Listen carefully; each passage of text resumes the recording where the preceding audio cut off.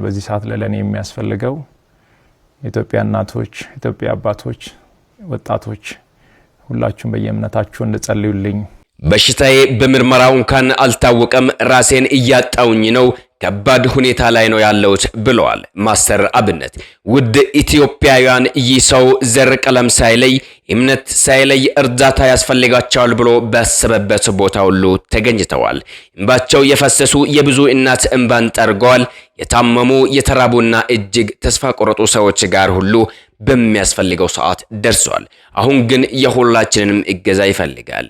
ማስተር አብነት ለመላው ኢትዮጵያውያን እንዲህ ስል መልእክት ተስተላልፏል። ይህን ቪዲዮ ሪፖስት፣ ሼር፣ ኮፒ ሊንክ እያደረግን ለሌሎች እናዳርስ። እስከ መጨረሻው እንስማ። ሰላም እንደምን ቆያችሁ?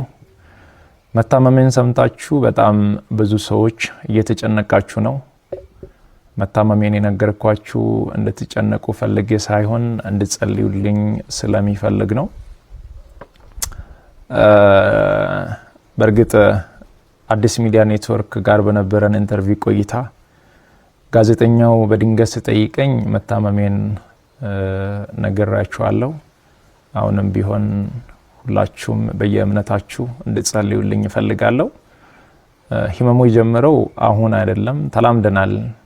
ዛሬ 1 ዓመት ከ5 ወር አካባቢ የሚሆን ይመስለኛል። ያኔ ጎፋ በመሬት ናዳ ምክንያት ወገኖቻችን በሞቱ ጊዜ ለማገዝ እዛ ነበርኩኝ።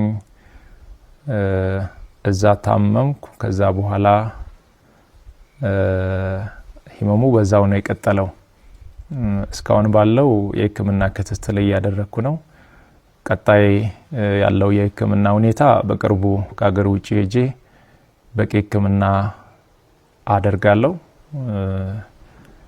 ህክምና ብቻ ሳይሆን በዚህ ሰዓት ለኔ የሚያስፈልገው ኢትዮጵያ እናቶች፣ ኢትዮጵያ አባቶች፣ ወጣቶች ሁላችሁም በየእምነታችሁ እንጸልዩልኝ እፈልጋለሁ። እኔ ወደ ህክምናው እስከሚሄድ ድረስ የታመሙ አልጋ ላይ ያሉ ወገኖችን እያሳከምን እንቆያለን። በመጨረሻም አንድ ማለት የሚፈልገው በዚህ ሰዓት ለኔ የሚያስፈልገኝ አንድ ነገር ብቻ ነው። አሁን ከሚነግራችሁ ነገር ውጪ ለኔ ምንም ነገር አያስፈልገኝም። ሁላችሁም